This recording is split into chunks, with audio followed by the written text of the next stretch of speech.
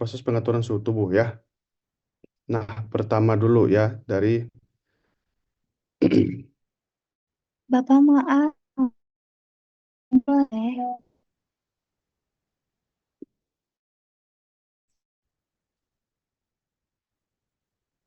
Oke, kita masuk ke sini ya. Metabolisme. Jadi, kalau berbicara metabolisme itu adalah semua reaksi kimia yang ada di dalam tubuh gitu ya. Dan ada dua hal yang terjadi dalam proses metabolisme. Yang adalah katabolisme dan yang cara termudahnya adalah um, Recording in progress. Oke, baru di-record ya, ulang lagi. Jadi metabolisme itu adalah semua reaksi kimia yang terjadi di dalam tubuh ya. Ada dua jenis metabolisme. Yang pertama itu adalah katabolisme dan yang kedua adalah anabolisme. Supaya kalian mudah mengingat, kalian ingat aja cut ini ya, yang berarti memotong ya. Jadi proses katabolisme itu adalah proses pemotongan atau penguraian untuk molekul-molekul yang lebih besar menjadi molekul yang lebih tinggi ini ya. Ini lebih kecil ya. Jadi molekul yang lebih besar menjadi yang lebih kecil. Dalam proses tersebut, proses katabolisme tersebut akan terjadi yang namanya energy releasing. Jadi ada energi yang dilepaskan ya.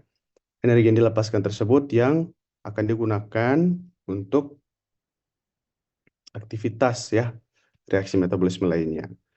Sebaliknya untuk anabolisme itu adalah penyusunan ya. Kalau katabolisme tadi cut, anabolisme ini dia build ya. Dia membangun lagi.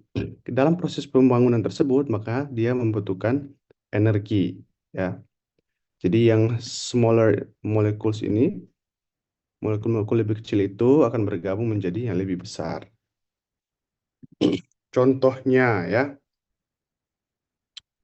Contohnya itu proses katabolisme, misalnya ketika kita mengonsumsi makanan, terus ada kandungan protein ya.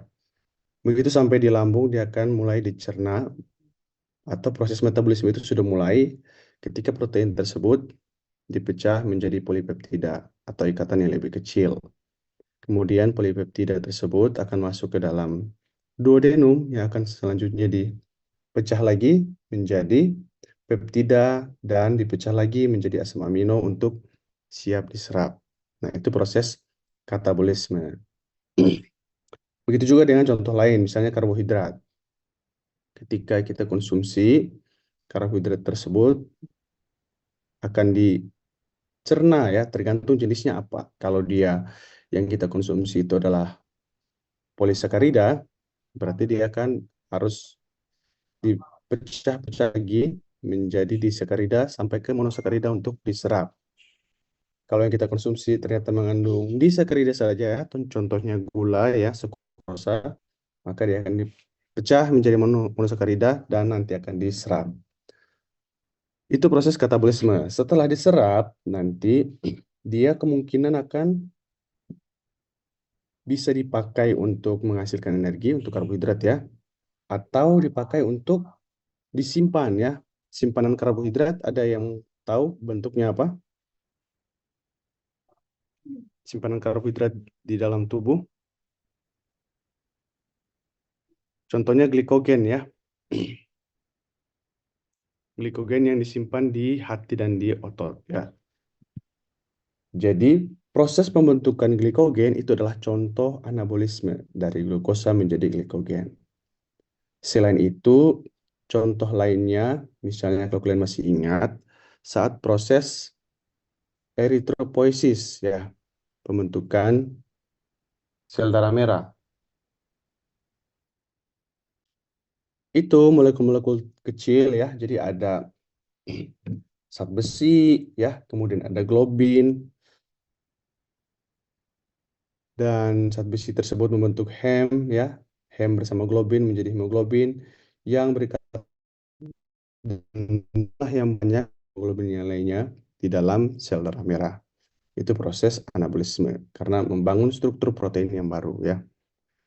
Terjadi di mana saja ya di dalam tubuh, ketika pembentukan sel baru, ketika pembentukan atau sintesis hormon, itu termasuk proses anabolisme.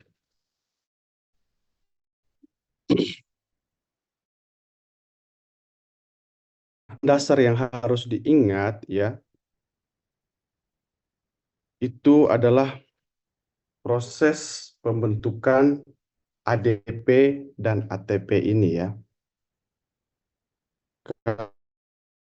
ATP inilah yang akhirnya menghasilkan energi dan juga menyimpan energi yang digunakan dalam proses metabolisme ya.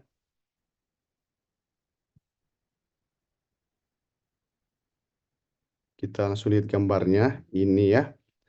Jadi seperti yang sudah saya jelaskan di awal, katabolisme itu ya. Jadi proses di mana molekul yang lebih besar menjadi molekul yang lebih kecil. Dalam proses tersebut akan terjadi energy release ya. Jadi dari ATP itu adenosine trifosfat ya. Fosfatnya ada 3. ADP, adenosine difosfat. Saat 3P ini menjadi 2P, itulah proses katabolisme ya. Saat proses katabolisme ini akan ada energy release ya. Nah, energi yang dirilis inilah yang dipakai dalam proses anabolisme ya.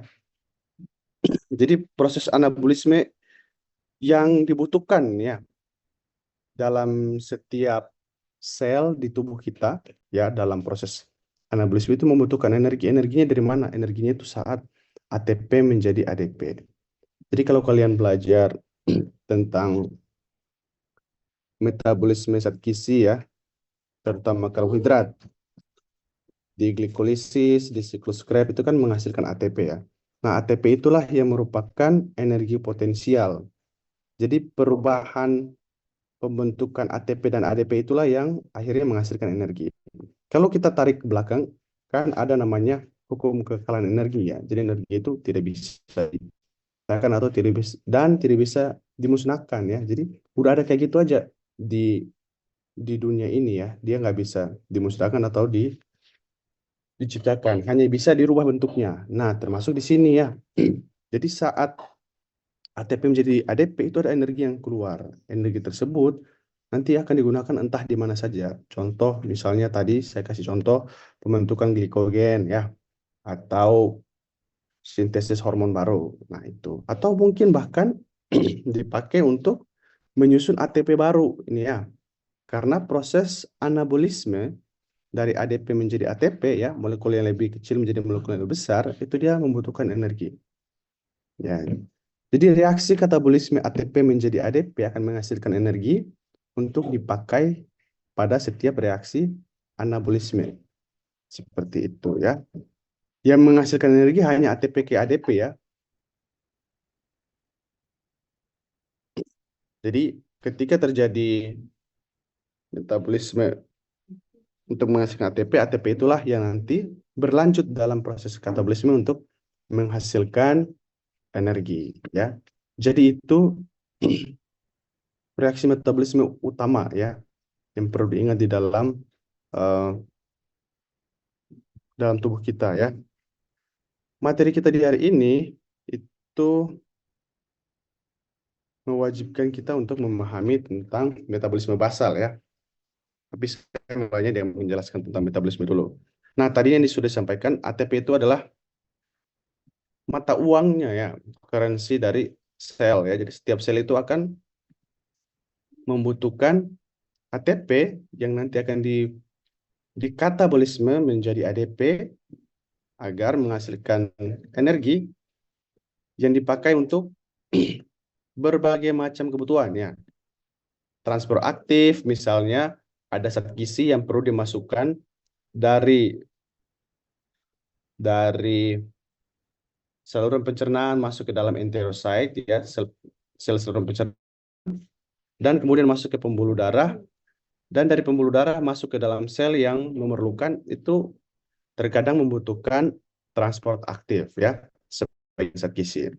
Atau untuk kontraksi otot ya, ketika kita beraktivitas itu membutuhkan energi.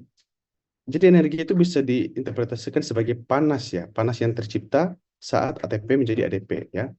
Jadi bukan ATP itu sendiri adalah energi, bukan. ATP itu adalah mata uangnya ya yang akan dipakai untuk menghasilkan energi ketika dia berkatabolisme menjadi ATP, ADP ya, ATP menjadi ADP.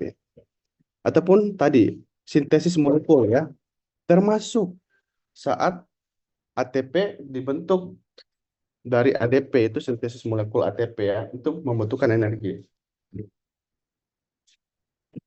Sampai di sini bisa dipahami nggak terkait konsep metabolisme ini Bisa, Pak. dan konsep Bisa, Pak. kebutuhan ATP? Bisa ya?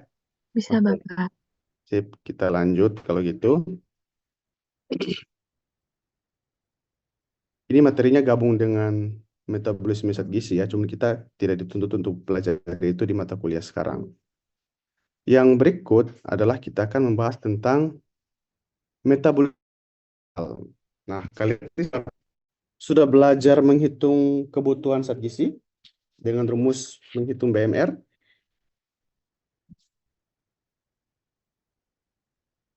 Sudah belum?